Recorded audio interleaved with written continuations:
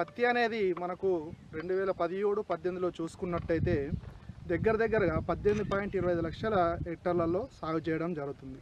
ఈ పత్తి సాగులో మహారాష్ట్ర మరియు గుజరాత్ తర్వాత మన తెలంగాణ 3వ స్థానంలో ఉంది.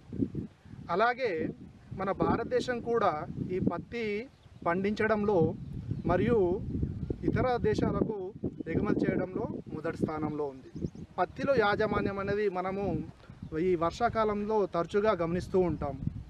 దానికి గాను మనము ఈ పత్తి విత్తే ముందు 3 నుంచి 4 రోజుల ముందు చివరి దుక్కిలో ఫ్లూక్లోరానిన్ లేదా పెండిమిథాలిన్ని మనము 1 లీటర్కి 6.5 ml వచ్చే విధంగా కలుపుకొని దాన్ని పిచికారి చేసిన తర్వాత చివరి దిక్కులో కలియ దున్నినట్టయితే మనకు ఈ కలుపు నివారణ అనేది సమర్థవంతంగా ఉంటుంది.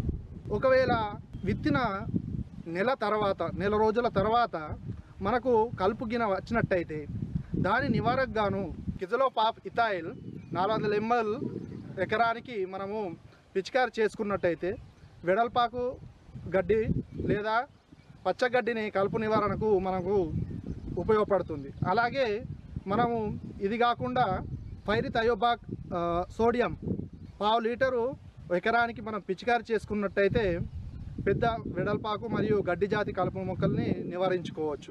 ఇది కాకుండా ఒకవేళ మనము పత్తిని అంటే 6 నుంచి వారం రోజుల ఒకసారి గొర్రుకు పట్టడం కానీ అంతర్కృషి చేసినట్టయితే ఈ కలుపు నివారణని మనము సమర్థవంతంగా నివారించుకోవచ్చు.